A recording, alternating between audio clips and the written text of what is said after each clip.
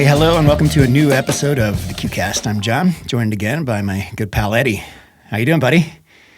Hey, John. I am good. Good, man. That's a sweet hat you got there. Oh, thank you. The lab out of Austin gave me this hat, and I will represent. That's a great place, great ownership. It's got almost some melon quality going to it. Yes, that's it's a very legit melony, quality hat. Very melony, and I like the shape. Melony. And yeah, good stuff. So thank you to the good folks at the lab in Austin. But we've got a good show today, Eddie. We're going to look at some latest news, including the lawsuit, counter lawsuit from USAP to JOOLA. Got plenty of paddles of the week, as usual. You know, last week we thought, we're not going to have many new paddles, and then they started pouring in after we recorded last week. So we've got a lot of paddles to talk about this week. We're going to do a little bit of gear of the week, just talk about some new shorts we like, a little bit of tales from the ball cannon, and maybe if we have time, get into this book we've been promising, Your Brain on Pickleball, and definitely some Q&A. Q&A, our favorite. Let's do it, Eddie. Did you have a good week? Yeah, overall? not too bad. Okay. Not too bad. We had some nasty weather last week, but it finally broke over the weekend, Yes. so was able to get out for some pickleball and some good fun. Yeah. Played in your group on earlier in the week, and Yes. that was a ton of fun. Yeah. Good guys. A lot of fun, good players, good sports all around. You played great that day. Oh. You were playing with the... What was I can't playing talk with? about them. Oh, yeah, that battle. That's right. Embargo. We'll talk about it later. Anyhow, let's move on, shall we? Yep. Let's move on to some news of the week. So, mostly wanted to talk about the USAP counter lawsuit against JOOLA, which was filed on April 18th. And if anybody wants kind of a good summary of this, you can go to the Dink, and they did a good job of writing a couple of articles about this. But kind of the timeline of this, if you're not familiar, let's take you back to 2024 when USAP delisted the then new JOOLA Gen 3s for being too powerful. And this was at the advent of the PBCoR test. It was still kind of shrouded in a lot of mystery. And this was after JOOLA released the paddles, and JOOLA's claim was that we got approval and there was no substantive change between what we submitted for approval and what we released, according to the similarity testing. So they had to withdraw and refund many thousands of paddles that they sold within a week or two before it was delisted. They sued for a lot of money, $200 million. Yeah. So, long story short with that. And then recently, I don't know what the update on that lawsuit is. It's still kind of out there as far as I know, the JOOLA against USAP. Now USAP just countersued. And the gist of it is that, no, it was not the same paddle they released for production. They pulled a kind of classic, this is USAP's words, not ours, but they said that JOOLA pulled a classic kind of bait and switch where they sent in a paddle that was approved and released paddles that had about twice as much edge foam, or the propulsion core white EVA foam. And we'll flash this photo on the screen here as well. So this is directly from the counter lawsuit. And you can see three paddles here. And the top one is the one that was submitted for approval, and the bottom two were some production models. And you can see clearly that propulsion core white foam is... Goodness, it's twice as much, twice as thick. At least, yeah, in the production models. So I'll read a quote from the counter lawsuit. In short, the publicly available paddles were not the same as the paddles submitted for approval. Instead, JOOLA had doubled or more the amount of foam in the mass-produced paddles. The paddles were also lower quality based on the irregular expanding foam around the rim. And essentially, USAP is countersuing JOOLA for fraudulent behavior because of this, what they call the bait and switch, and submitting prototype paddles that were demonstrably different from paddles that eventually made it to the market. And what are they suing for? Well, they're asking for 3 times the amount for compensatory damages a jury finds reasonable. And they are also asking for 3 times the portion of JOOLA's unjust profits. Unjust profits is what they said. Additionally, they're also asking for punitive damages and kind of written in the record that JOOLA messed up, basically, right? We're right, you're wrong. Right. That's worth a lot of They money. want to put a stamp on that, right? Okay, so let's look at this picture. It does look pretty damning, I have to say. And couple of things, though. Now, we all know what it looks like when you dissect the paddle. If you open it up like a sandwich, cut it right down the middle here, or the X-rays. So it's a peninsula floated core, right? It's not entirely floated, so the white foam doesn't go all the way around. It starts about here, and then it goes up down to here. Now, it tapers down at the bottom. So I'm not saying that they're trying to pull one over on anybody, but it's hard to tell from this photo. And I'll put up a second photo, which I don't have in our notes here, where they do kind of show the plan view of it. And what's important is if you take a cross-section down here, that the foam will be much thinner than a cross-section from up here. And it's hard to tell from this photo exactly what a cross-section is.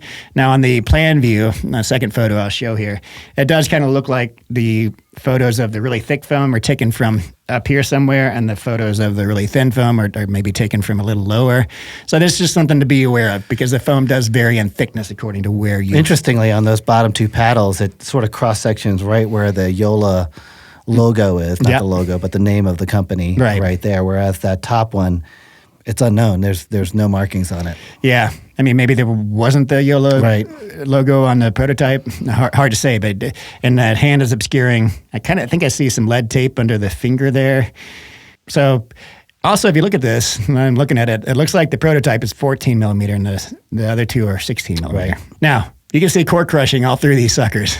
Now, that's the other point I wanted to bring up, that it's not so much the foam that's causing the trampoline effect and the out-of-spec power. It's almost entirely the crushed cores, right? That's what's causing the original Gen 3s and subsequently the mods to almost immediately break and start hitting like rocket ships, You know, I don't know if the court's going to get into that much detail. And, you know, I still think that the USAP has a right to countersue if, in fact, this is legitimate. If the paddle did change this much, even if it didn't relate to the power of the paddle, you know, there's John, you've cut these open. You've X-rayed them. Have you seen foam? I mean, that seems pretty extreme. This picture, the amount of foam that's in there, it's almost an inch thick. That does appear to be on the high end of what I've experienced. Okay. You know, we can pull down one of the paddles I dissected, but I definitely think it's larger on average than the top paddle prototype that they're showing here. Depending on where you cut the cross section, right? If it's down by where it tapers, then it's going to be thinner. So interesting stuff. You know, it's also interesting that, you know, USAP and JOOLA are talking, at least the people involved with this. So Carl and John from USAP are talking with JOOLA on a regular basis, and it seems to be a good relationship from what I saw at the media day. You know, there's a little bit of tough questioning from JOOLA at that event, but regardless, you know, it's civil. So it may seem like very antagonistic, and maybe it is behind the scenes. Certainly for the lawyers involved, it's antagonistic. And we're talking millions of dollars here, several millions of dollars. So an interesting development, and we'll see where it goes from here. May all be a ploy to just get a quick settlement going, and no harm, no foul on both sides. We both admit no fault and just move on. Yeah, maybe we will see. Happen. Happens all the time, though. That's right. Okay, let's move on to your favorite segment, Eddie. POTW. The paddles of the week. Just when you think, like, we're going to have a lull. I know. So we kind of penciled in something right after our last podcast. We wanted to compare directly the carbon true foams with the diadem blue cores and the Selkirk 008s, so the full foam cores. We also wanted to maybe throw in the body helix. We didn't get a chance to do that this week, so we can kind of give our outdated impressions, I think. I'd rather not. I'm going to hold off on the body helix. I don't have a good enough memory of how that plays directly to the others. But let's jump into that. But we're also going to talk about the new Franklin C45 shapes and a new shape for the Selkirk 008, a wide body shape. Let's go. Yeah, we plan these things before the mailman comes, apparently. Everything changes. The mailman has other ideas. In fact, the 008 Maxima shape just came in yesterday. It was dropped on my door. Man, today. When you said Maxima, they had a shape called the Maxima, and it was the worst, ugliest shape that you can possibly imagine. It was like a really skinny, elongated paddle with a highly radius top. It was. Why would they choose that same name, I wonder? Here, you might remember this shape. Oh, yes. That was the Maxima. That's called the Maxima. Okay. Why? Is there some limitation on the number of names they can put in their computers? Maybe they're playing a joke. So you said that before you whipped the paddle out. I'm like, I don't want to play with a Maxima. Please. I think I've seen one of those in the wild since I've started playing pickleball. It hasn't been around so much lately. Thank goodness. But the new Maxima, that's a different story. All right, let's get into Carbon True Foam versus Diadem BlueCore versus Selkirk. Yeah, how do you want to do this?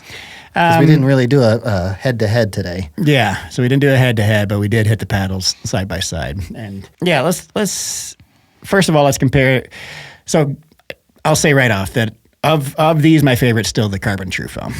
Yeah, and the Carbon 2 shape, the wide body.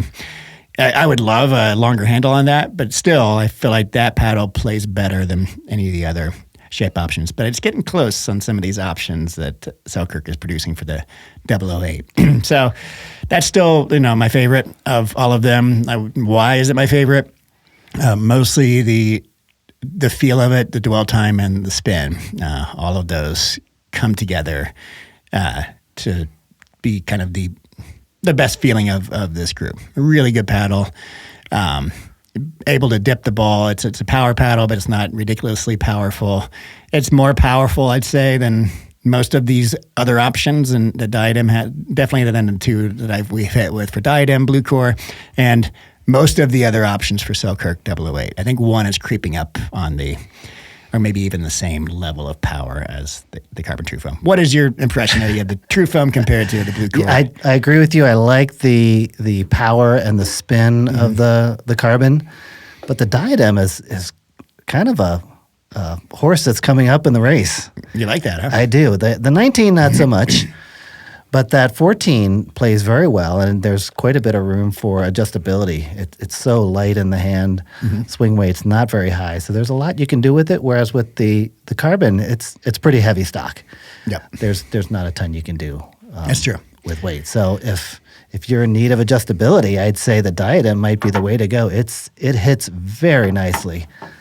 So that's a really good point, Eddie, about the weight of the Carbon stock being pretty high, so there's not much room for manipulation, weight manipulation. I also think one of the statements from Carbon as to why they only released a 14 is that they can change the feel of the paddle with their True Cores, True Foams. BlueCore, True Foam, all with a U, all one word, of the True Foams, and the recesses in there, they say they can make it feel like a 16 or 12 or 10. But I wonder if that's the case, because these 008s play very different according to their thicknesses. Now, it's not exactly the same type of core, but it's very similar. We know that 008s, we think, is expanded polypropylene. We know that's the case for BlueCore. We don't know exactly what Carbon's full foam core is, but it's very So before we jump into the Selkirks, I would point out another difference between the other two. The Carbon, I feel like, has a wider sweet spot. It's, I would say, more consistent of the two. But the Diadem is better feeling when you do strike the ball well. It's, if we have a butter category, the Diadem is solidly in my butter category because, man, it just hits so nicely. The butter category. I like your categories. They're developing. So we have the boingosity scale. Yeah, we've got the can't believe it's not butter scale. Yes. Got to start writing some of this down into your database. Right. So the Diadem you're putting higher on, I can't believe it's not butter. Yes. Apples to apples. I mean, the Carbon comes in a little higher stock weight, but would you say if they were weighted up the same swing weight, same twist weight, what do you think you'd still give the edge to the Diadem? I really want to see the diadem shape in that standard shape that they have that I haven't seen yet. Because it's really hard to compare the Carbon 2, which is kind of a square shape, to the more elongated Warrior Pro. So yeah, if we can see that, then I think we can make an apples to apples comparison. It's really difficult otherwise. You know, I'm almost there with you, thinking that the Blue Cores with some weight have a bit of a more buttery feel than the True Foams. The True Foams, they're hard to explain, and it was one of those things where when I first started hitting with it, I was a little underwhelmed, and then when I picked up on the nuances of it, I was like, oh, this is a really good paddle. Yeah. It almost feels kind of stiff. It does loosen up a bit as it breaks in, but there's a combination of stiffness and dwell time with the Carbon True Foam, whereas I feel like there's more softness, especially on the thick guy, on the Diadem 19 millimeter, but even on the 14 millimeter, which is the same thickness as the True Foam, the Carbon, I feel like this has a softer feel off the face, and maybe less dwell time than the Carbon. So you think those two go together, softness and dwell time, but not necessarily. These all foam cores are kind of throwing me for a loop in terms of our traditional impressions of way paddles feel with regard to dwell time and softness versus stiffness. Regardless, I think there's extra vibration damping in the diadems that we're not getting in the Carbon. You're feeling the ball connect to the paddle more. I am on the Carbon than I am with the So that shape diadem. is closer to the Carbon 1 shape, the more elongated shape. So between those two, what are your thoughts? You know, I haven't had as much time with the Carbon 1 as the Carbon 2, but I would definitely, the sensations I was feeling in the 2 with regard to it feeling a little bit stiffer than the diadem are amplified in the 1 for me. So I think that holds true even more so for the elongated Carbon. Let's bring Selkirk into the mix. Yes. All right, so there's a ton of these shapes and thicknesses. So far, my favorite shape, surprisingly, has been the Invicta. Maybe not surprisingly, because they did elongate the handle on the Invicta shapes, which I think brings them into the modern era. And the Epics, which is their wide body, still have a bit of a shorter handle. Now that's like a quarter, half inch, but still, it's just not. It's not enough of a handle for me to feel comfortable with a Tui on the Epic. So I didn't care for that as much as I did the Invicta. Seems like they stretched out the Epic a little bit. It felt in previous generations, and I'm talking years ago, the Epic used to be more of a square shape. Yeah. But, I mean, of all the shapes and thicknesses, we're going to put the Maxima aside for now. We'll consider that last. Okay. That's a pretty paddle, though. I love that shape. It's the shape of things to come, John. That's right. A harbinger. But surprisingly, this Invicta 10 mil is my favorite by far of all the... Were you expecting that? Because no. That came out of nowhere for me. I mean, I knew it was coming out, but... no, I mean just your sensation. Yeah. Not at all. I thought 10 millimeter all foam core is going to hit like a tinny little, like an stiff 007. Board, a 007, right? but it doesn't. And one of the things that most surprised me, getting more time with it today, is of all of these, I feel like this needs perimeter weighting the least out of all the 008 paddles of all thicknesses. They come very light stock. I don't know what, I need to x-ray this, see if they put in something. But the x-rays of all the others are just like a blank slate. There's no internal perimeter weighting. There's nothing. And they're very light and low twist weights. This one I thought was going to be the worst of them all, given it's the thinnest. And I was hitting fine with it stock. I do think it improves with 3 grams on each side, but I would expect it to have to wrap the entire head like on the Franklin C45 hybrid shape. Right. But that wasn't the case. What are your thoughts on that? I didn't miss a stroke all day with that paddle. And the ball felt very responsive coming off the face. A much larger sweet spot than I was expecting. Again, I was expecting 007 vibes. Yeah. Kind of thin and stiff and kind of vibration-y. But I agree with you. Of the ones we hit, minus the Maxima, that's the one right there. I feel like there's a good combination. This is definitely the juiciest of the 008s. It's got a good amount of power and pop. I put it hitting with it today with weight. I'd put it in the bottom tier of power. Entry level power. How about control? Any suffering there? I mean, it's definitely a poppy paddle, but definitely more controllable than, let's say, a Power Air, or the 007. It's more forgiving. You got a bigger sweet spot than the 007 by far, or the Power Air. I think this is a significant improvement for Selkirk. Like these 008s are kind of odd. They kind of, eased onto the scene. They were the only paddle approved for tournament play at PPA events, and there was kind of some grumbling about that. And not many of the pros were like, "This is an amazing paddle," and it didn't hit the scene like with great impressions. But the more shapes and thicknesses they release of these, the more I'm liking them. And comparing this 10 millimeter to other similar 10 millimeters with polypropylene, I feel like this is a way more forgiving paddle than others. What are we up to now? 3 thicknesses and 4 paddle shapes? Is that right? Something like that. It's a lot to keep track of. Yeah. So there's many paddles, but of them all, this is so far my favorite. And yeah, good power, controllable. Doesn't feel like a board. There's some dwell there, and for a 10 millimeter, decent sweet spot. Now, if we could only combine that with this shape, which I'm sure is out there, right?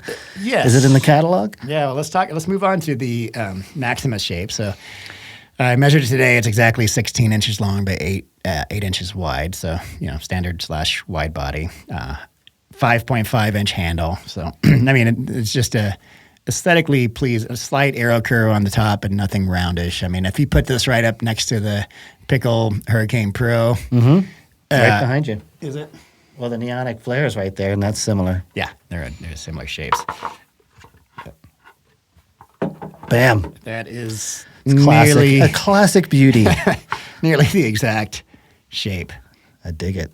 I think it might be the exact shape. It is a beauty. And so they sent us the 16 mil, and it is up for sale already. I thought this one played really well, and it played as I would expect this shape to play in a all foam core. And it's definitely the most forgiving of all the 008s. For sure. Given its width. There's adequate power on this. I'd put it all court. Maybe right middle of all court, maybe leaning a little bit into power. It's springier than I expected, but nothing that's going to blow away anybody on the court. I mean, you can swing it hard and get a lot of velocity, but there's a good amount of control on this too. So it took me a minute, that springiness that you talked about. It didn't really result in any more power for me, but it resulted in some weird pop-ups. Yeah, I noticed that. It just kind of shoots off on dinks, which is kind of weird. Uh-huh. I was able to adjust to it, so it's not something it can't be overcome, but it's just something to get used to. I noticed that too without weight and I just added 3 grams at 9 and 3, and that mitigated some of that poppiness. I didn't play with that after you added weight, so that's good to hear. And it added a little bit more. But that was strange. Through. Like when I first picked it up, I was like, oh my goodness, that thing went right to your forehead. Stock, it's a little tilted over to the pop side of the power pop spectrum. With weight, I feel like it balances it out better. And I like it. Normally I put weight at 8 and 4, but I like it up at 9 and 3, a little more here, because it raises the balance point a bit too and makes it feel closer to hybrid paddles that I'm used to playing with. Just so happy Selkirk is, doing something different with shapes. This is not really different for the industry, but it's different for them. For them, yeah. And it's fantastic to see. I mean, way better shape than the Epic, 100%. Yep. But I like this. Would I pay $300, over $300 for any of these paddles? Probably not. But I think it's like the 10 millimeter Invicta and this Maxima are substantial advancements for Selkirk. I think those are 2 competitive paddles in the market today. That and the thin could be a very interesting combination. That's a great point. I'd love to play with this in a 10 mil. Given how this plays, I think this would... With a big fat sweet spot? Oh, yeah. Like a bigger sweet spot, better hand speed, more power overall. Like something about the foam paddles, or this one in particular, when you when you take a polypropylene core and you make it super thin, it feels more like a board, and you lose some of the power, and you gain a lot of pop. This one, I feel like both the power and the pop go up. The power not as much as the pop, but it becomes a more powerful paddle overall, whereas polypropylene, sometimes the drop in power kind of balances out the overall firepower. Right. But this one's definitely the most aggressive of the 008s. This one would be a trip. I imagine it'd feel very similar to like an ALWC, Paddletech ALWC with a bigger sweet spot. Agree. Yeah, without the dead spot up To your top. knowledge, these are all foam, right? There's nothing weird in there, no internal weighting, anything like that? No. Like I said, I'll x-ray these two, but the 2 or 3 that I x-rayed from the original crop were just, it looked blank inside because you're looking straight through the foam. There's nothing going on, no edge foam or anything like that. It's just one slate of foam. I think that shape is going to shoot to the top of their popularity list across all of their lines, whether it's this model or some other model. Yeah, I think so too. It's definitely a big advancement. Call it something else. Say what? Call it something else. Right. Why the Maxima? Stuck Franklin. Yes, I was about to say, do we have anything else to talk about? We do indeed. Yeah. Franklin has some new shapes. It's Christmas time, John.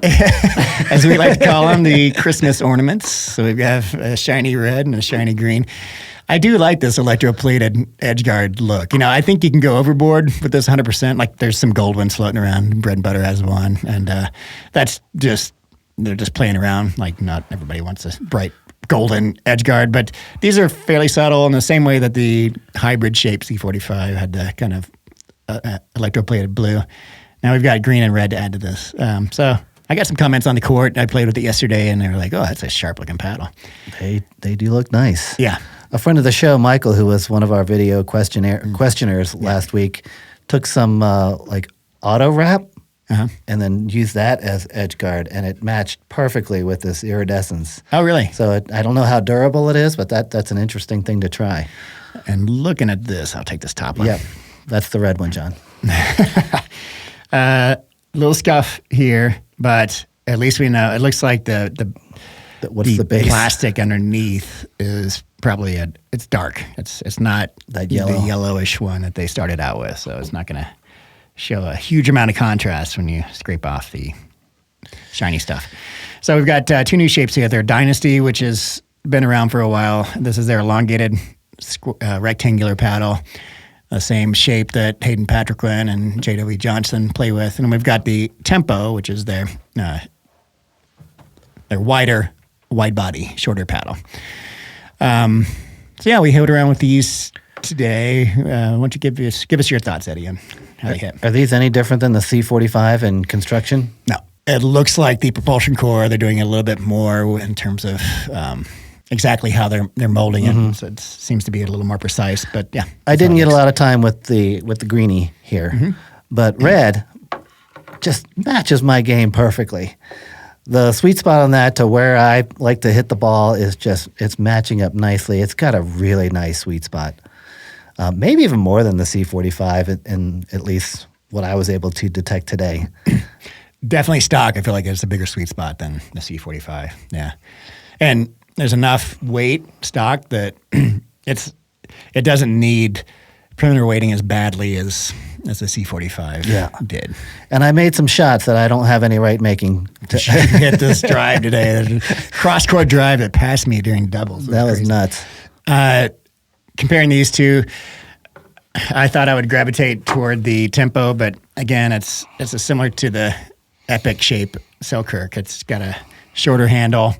It does have a wider sweet spot, but you're losing some leverage and also some grip space along the grip. So I didn't like this as much as I did the Tempo. This got becoming a trend. I'm starting to like going back longer. I don't think I'll ever switch over fully to elongated paddles again, but I'm certainly in a hybrid phase right now. Nevertheless, I think I love having both of these options as well as the hybrid. Now we've got all 3 of the options. I just wish they would. Not that everybody wants a longer handle. So if you do just use a one-handed backhand, that one's going to be. This is for somebody. It's just not for me. Yeah, sure. But this elongated handle, it feels longer than 5.5 inches. Maybe it is. I haven't measured it, but regardless, it's a good shape. And we hit with both the 16 and the 14 millimeter in both of these shapes today. And they play it very much like what you would think a thicker and thinner paddle would play.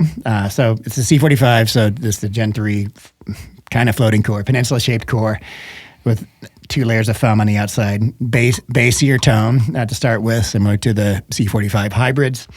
Good amount of firepower. I put these stock way above the stock C45 hybrid, these elongateds.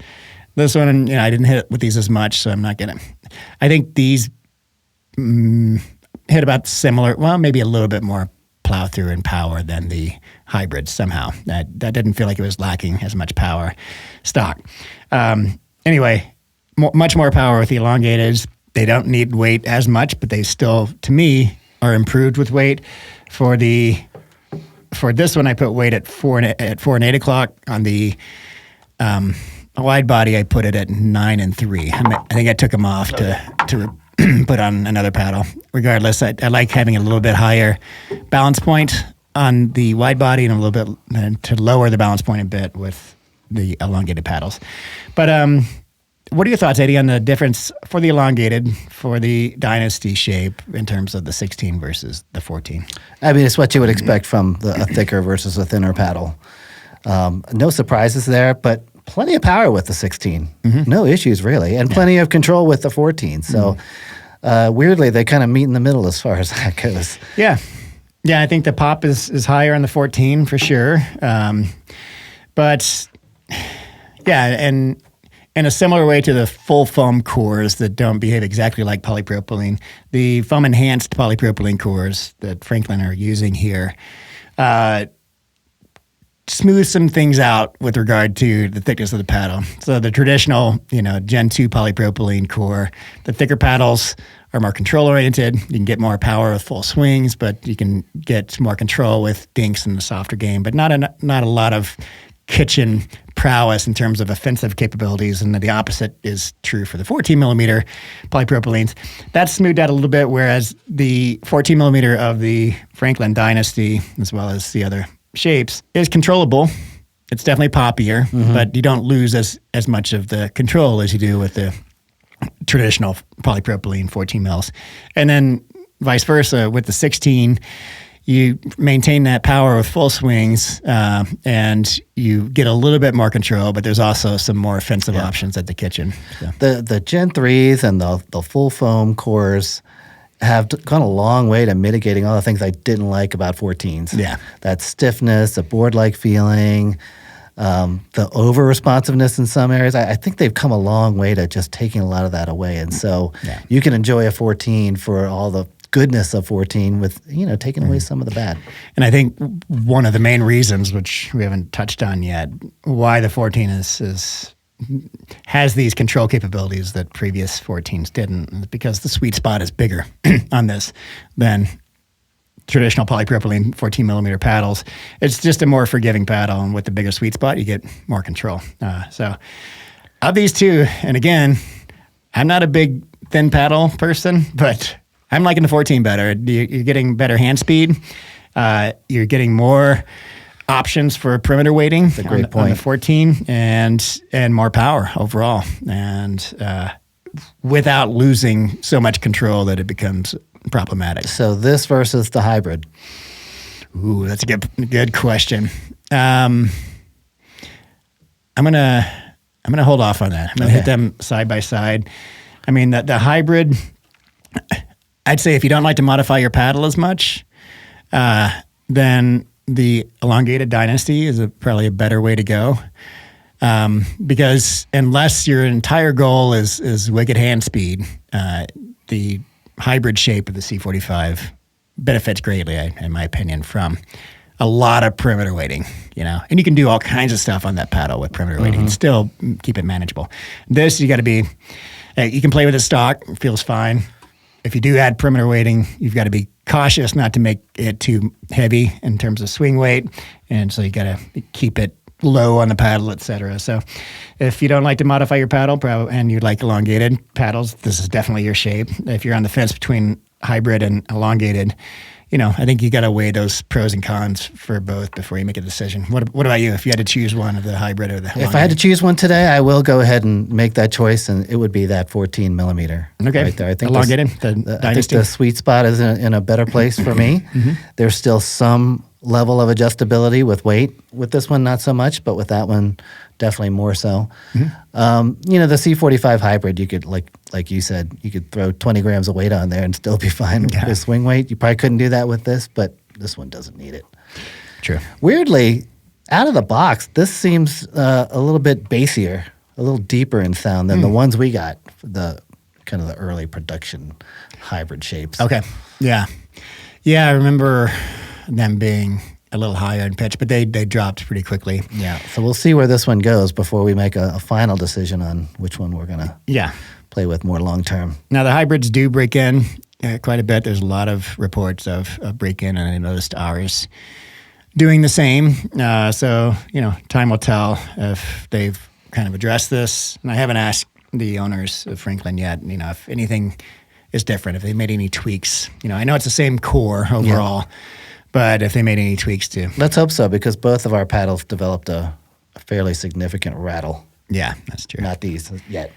Yeah, so good stuff from Franklin. I imagine we're going to see Hayden, and Hayden probably definitely will switch over if he hasn't already. I haven't been checking in with MLP much. I don't know if he's playing with the C45, but this is his shape, and I think he's going to love the extra power it affords. JW, he doesn't really need extra power in his paddle, but maybe he'll switch over too. I think Hayden nicknamed his paddle Little Bitch. I think so. That sounds kind of familiar. Just lost our clean. Right. Is that it? Is that it? Is that all we have for POTW? Yeah, we'll give you our thoughts on the Body Helix once you've had a little bit more time with it. I've had a ton of time with it, but it's with their paddle that didn't meet specs, so they're rerunning that batch, and we'll see where that goes. Yeah, that one was really hot from what I recall. But great feeling. Yeah. High on the butter scale. What about the boingoscopy? Very high. Both buttery and boingy. Yes. All right. Good stuff. We'll come back to that Body Helix. All right. Let's move on. Little bit of gear of the week this week. So Wringer sent us the T-shirt and the shorts. And I was wearing the T-shirt last episode. And, it's not, the T-shirt's nothing crazy. It's just kind of nothing super performance, but it's comfy. Shorts, on the other hand, those things are super high tech, and both you and I have been enjoying them. Oh my God, you gave me a little package last week, and here's some shorts. I'm like, okay, I tossed it in my bag and didn't think twice about it. Just looked like a normal pair of black shorts, but needed something to wear for our outdoor match, and man, those things are good. So just a little bit of kind of an overview of what these things are. They've got kind of an integrated bicycle short in the shorts itself. So, in my opinion, you have to go commando with these. but there's just enough compression to kind of hold everything together in a really good and cooling way. Like you put these shorts on and you feel like it's 10 degrees cooler down there. Right. And it's a really good feeling. Yeah, I agree. And the outer part of the short is kind of like a boxer, like traditional boxing shorts, they come down about mid-thigh loose. But man, that combination of the inner bicycle shorts and the outer looser shorts is super comfortable. The maneuverability you have, you feel like you're never kind of, nothing's binding anywhere. Right. And I know they fixed the waist too. I think the initial prototypes of the shorts had too wide of a waist, and you and I are both thin people. I thought they fit perfectly. Yeah. What do you have, men's small? Yeah, and I use I think I have the men's medium. And by the way, when people send me clothes, I must look larger on YouTube than in real life. Well, it's because it's always compared to me, sitting right next to you. Like, oh my God, John's huge. There are companies, if they don't ask me first, they always send me extra large, and I'm like, man, I'm a medium shirt, medium shorts. But the medium shorts fit me great. Now, waist and everything. So, yeah, I've been really enjoying those too. And they do have they do have these like a terry cloth logo on the side of the short where you can wipe the sweat off your hand, which is, I think, a pretty neat little thing. I thought it was gimmicky, but I actually did use it yesterday and to quite a bit of effectiveness. So happy about that. So good stuff from Wringer. I don't think we have a code yet, but I'll put a link up, and if we get a code. John America wants to know, commando or not commando? I'm such a Puritan, Hetty. I was 2 layers. I was 2 layers, and I still felt comfortable. But I'll try the commando. So tighty whities covered with boxers with shorts on top of that. Boxer briefs covered with the bicycle shorts. Covered, Now we know. Yeah, now we know. End of show. And we're gone. All right, let's move on. Next segment, Tales of the Ball Cannon. Don't have much this week, but I did want to give an update, firstly, on the issue with the GRUVN CRUZN-16HD failing PBCoR. And that was a curiosity for most everybody because there was a Gen 1 paddle. It basically replaced remember the old GRUVN Raws? Like the first GRUVN paddles? By the way, GRUVN was one of the first paddles to use raw carbon fiber. It was like Electrum, and then carbon, and then GRUVN. It might even be GRUVN second, I'm not sure. But they got in super early with that. And I remember those paddles floating around. Yeah, ProLite was early on the scene too, but I mean... ProLite? Yeah. Okay. With raw? Maybe not raw, but carbon fiber for sure. Okay. Yeah, but that texture, they've been around forever doing this GRUVN. And they had this series, the originally called the Raw series. And then they've developed many other paddles since then, and now they're back with the Gen 1. It's a slight variation called the CRUZN. And just one of them failed PBCoR, and I had the same one that Kevin sent me, and I tested mine with my ball cannon, and it also got unexpectedly high results, putting it just above what I think is the legal limit if I'm comparing paddles with my score to paddles from USAP.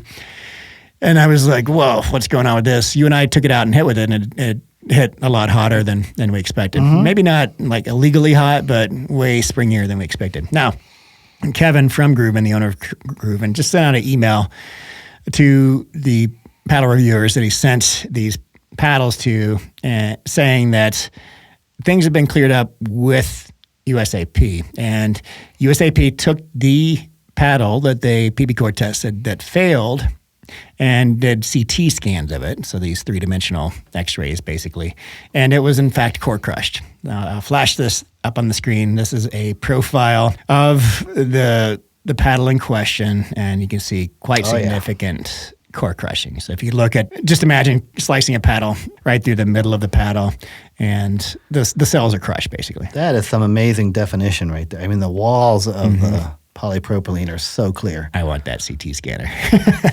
You got room in the basement. Yeah, it's only $500,000. Why not? So interesting, and I think that the one I have, if we ran the same CT scan, would look very similar to that. Okay. So thank you to Kevin for being transparent about this, and he's looking out for. He didn't want to blemish USAP's reputation by saying, they're failing my Gen 1 paddle. There's no reason for that. Their test is wrong. Well, in fact, for this particular paddle, it makes sense why it failed, right? And probably and shows your methodology holds up. Yeah.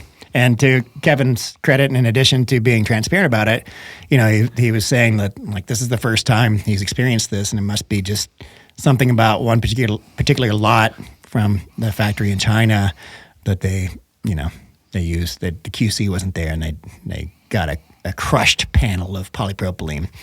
So interesting. So this is not following a ton of play. This is straight from the factory. Brand new. Yeah. Wow. Yeah. And it's interesting too, because it doesn't usually happen for Gen 1 paddles because you're not compressing the core to begin with. You're just laying it up like a sandwich, gluing everything together. The core crushing usually happens with thermoformed paddles where they're stuck into a mold and the polypropylene's a little thicker than the mold, and with heat and pressure it squishes down. For whatever reason, the polypropylene, before it was ever stuck into the paddle, was already crushed here. So Kevin will certainly fix it, and get the pad, have a little more QC on these paddles so that they're not crushed. So I just wanted to update that. Cool. Yeah. I also wanted to chat briefly in the Tales from the Ball Cannon about what exactly is PBCoR measuring? Is it a direct measure of power? And I've heard a lot of people, discussing this. I want to chat directly with Justin about this from Pickleball, et cetera.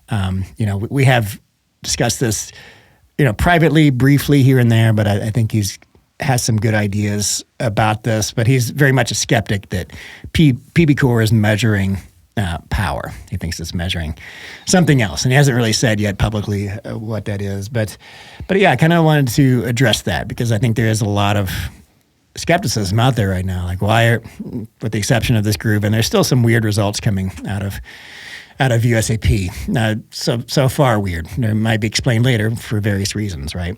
So. What I've kind of discovered, and I've had conversations with the folks from USAP, and I called Curtis Cruz from PPL, and he graciously entertained my questions last week. So a lot of this is kind of coming from him and verifying, what I'm seeing with my setup here too. So, what is it measuring? What is PBCoR and PEF, which is PPL's version of PBCoR measuring? And basically it's measuring the efficiency of a paddle and a ball colliding under very specific parameters, right? So we are clamping the paddle. We know exactly where the ball is going to hit the paddle with regard to inches from the tip of the paddle. We know the swing weight, the twist weight of the paddle. We know where the clamp pivot is at 2 inches from the bottom of the handle. We know the static weight of the paddle. We know, now this is something that I know that USAP is measuring the weight of the ball, but as far as I know, they're not doing a ball correction. I am doing a ball correction, so I get a coefficient of restitution for the ball shooting against the cinder block before I use that ball on the paddles. And there's a slight fluctuation in how springy the ball is, stock, from ball to ball. So I have an average now, and I have a plus or minus like 0.0004 for the ball. It's not much, but it does play into the overall QCoR estimates. So again, tons and tons of parameters. So it's measuring the efficiency of this ball and paddle collision. It's not just about the paddle, it's also about the ball, right? And it essentially is a perfect case scenario where maximum output is achieved under these specific conditions. Now, so what does that mean? Like, is it measuring power? Yeah, absolutely it is. But when you take these paddles out and you give them to you and to me and to any other person, they're going to have particular swing mechanics. They're going to not hit exactly 4 inches from the top or 4.5 inches from the top every time. And it's going to feel different where you're hitting the ball on the paddle. And you're going to be playing with different balls. Environmental conditions. You're going to be playing in more humidity, less humidity, higher altitude, lower altitude, higher temperatures, lower temperatures. So we've isolated so many variables here that it is so specific to those variables. Nevertheless, also inbound speed, that fluctuates, that changes the PBCoR score. Angle of attack? A lot. Where the ball is hitting with regard this versus this. Exactly. Yep. Yeah. All these things paint a much more complicated picture. So this is the way it has to be, though, to do this methodology, this PBCoR methodology, because if you didn't control as many variables as you could, then you're going to start getting faulty results. That is the flip side of this. So again, going back to some of my previous conversations about PBCoR, I was skeptical that the formula itself was, maybe not appropriate to use in pickleball. Now I'm much more confident about the formula itself. It is very based in physics, and it accounts for so many things. There's so many corrections for things like swing weight and all kinds of things for the paddle that I now appreciate. It's the methodology behind that where mistakes can be made. And if you're not using the right type of ball, if you're not accounting for what's the best inbound velocity to shoot the paddle with, these things can give you erroneous results and misleading results, right? So I think we're all still kind of nailing these down, and the outliers, in that case where you're not correcting for the right variables, or you're not accounting for certain variables that do matter, then yes, you're not going to be directly measuring power. You're going to be measuring something else, right? So that is the potential. In that case, the skepticism for the PBCoR formula is correct. However, if you are tuned into the right variables, controlling those variables, then it is an excellent way to measure the power of a paddle. So that's just kind of where I am with it. I just kind of wanted to give an update on that and kind of put it out there. Now, do I have the exact control over all the variables that I need to? No, I'm still getting some outliers. In fact, I went back and looked at my 30-mile inbound and 40-mile-an-hour inbound categories, and they aren't as predictive of pop as I had hoped. 40 miles an hour still feels like it's more reflective of power, but 30 miles an hour, there are some really weird results in there where, like a really poppy paddle that I know is super poppy, like the ALWC 12.7, it has a high pop score and a 30-mile-an-hour inbound, but there are other paddles that are higher that are way less poppy. So there's some weird results coming in there that I don't know. Clearly I'm not doing something right with that inbound velocity, or that inbound velocity is combining a little bit of power and pop in ways that are not intuitive. And if we knew we talked about it a little bit with the 08 today in that 16 millimeter. Yeah, exactly. So it could be that you're spot on. It's just a weird phenomenon. Yeah. And it could be that 20 miles an hour inbound would be a better indicator of pop. So I'll still play around with that, but the 50-mile-an-hour inbound is right now lining up, according to my knowledge of the paddles and our combined familiarity with the power of the paddles. It's lining up really well. I've played with 60 miles an hour, doesn't line up as well.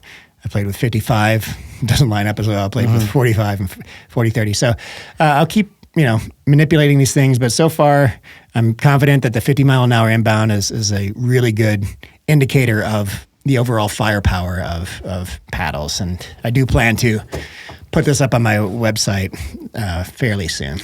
So, John, this is going to sound like a joke question, but it's actually not. What would you say is the firepower? How would you describe the firepower of a cinder block? Do you want to know like the direct results of? Yeah. Okay. It's very powerful. It returns a lot of energy. So it's very efficient at taking in energy and returning it right back to the ball. Exactly. So to put it in perspective, so if you just take a direct ratio of inbound versus outbound, so the coefficient of restitution, without all the PBCoR, other jazz in there, it's about a 0.4 consistently shooting the ball without holes at the cinder block. And it's always going to be less. Well, not always.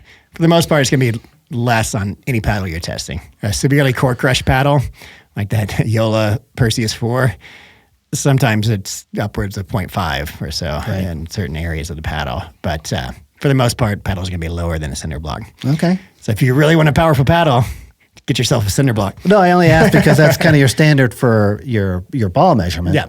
And so it's interesting to see how that then compares to everything else that we're looking at, right? Sure. Interesting. Well, let's stay on PBCoR for Q&A, if you don't mind. Absolutely. So this one comes from Rick, and he said, based on your testing to date, what is the location of the maximum PBCoR on a paddle face? And it does vary. We talked about it with the Ripple versus some other paddles. His guess that is somewhere near the center of percussion. But are you finding any consistency in kind of where that max PBCoR is sitting on the face? Yeah. So it depends on how maybe they're it's not defining consistent. center of percussion. Yeah. There is an official definition. I was using that term wrong a few episodes ago, calling the center of percussion basically the performance spot on the paddle where the paddle's producing the highest PBCoR. That's not the true definition of center of percussion. But if we are talking about where the ball comes off hottest with the PBCoR formula, which corrects for where the location on the paddle and things, the most common spot is around 4 inches from the top. 3.5 to 4.5. Got a paddle with the measurement there. Yeah. This is rubbed off a little less, but measuring from the top, we have 1, 2, 3, 4, et cetera down here. The most common performance spot where the ball comes off hot is between 3.5 and 4.5 inches, right?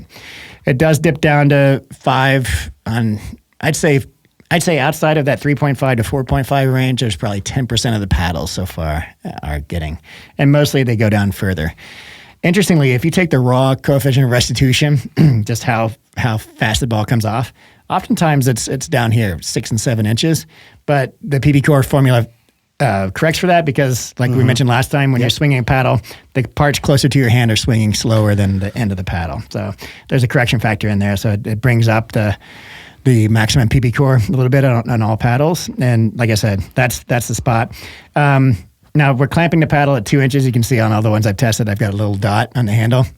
That's the pivot point in the paddle, which matches kind of where you're measuring the swing weight from. But one food for, I feel like this, who's the person who wrote this question? This is Rick. I feel like Rick is in the know here, and he's kind of speculating on what might be causing higher readings. What I imagine, and I talked with Raphael from Gearbox about this too last week, is theoretically, it seems like if you hit the paddle at the center of gravity, which is going to be, it's not going to be the balance point. It's going to be a couple inches up from the balance point. Basically, would it be the balance point? Why wouldn't it be? I think it would be the balance point, yeah. So basically the balance point, right? If you hit it on the balance point, imagine hitting a paddle that's just propped on a table.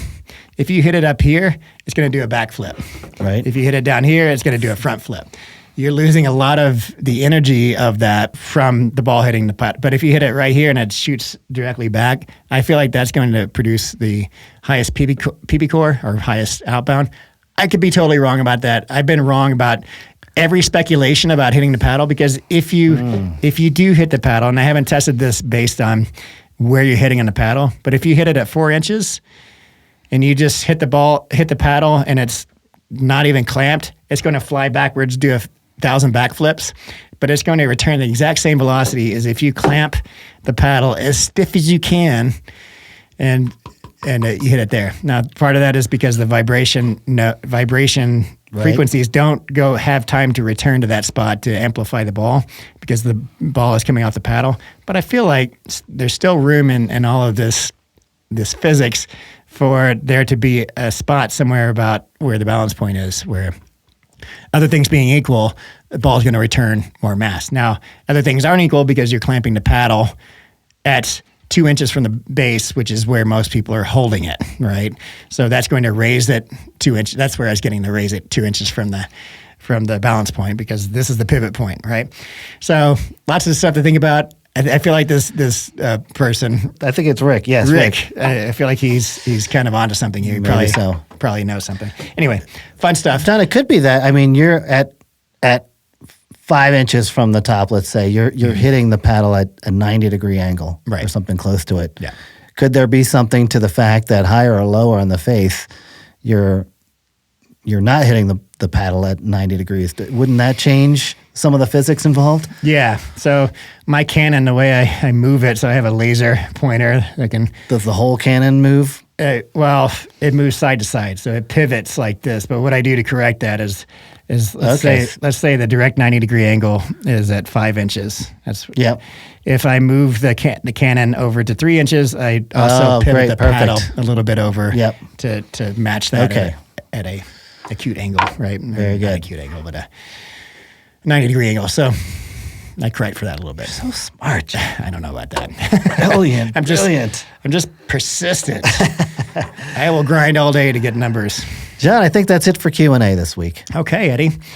Well, we've done it. We've done about an hour-long episode. We'll see if this takes with our listeners. Something a little bit shorter. Yeah, I like it. And you got to get back to work.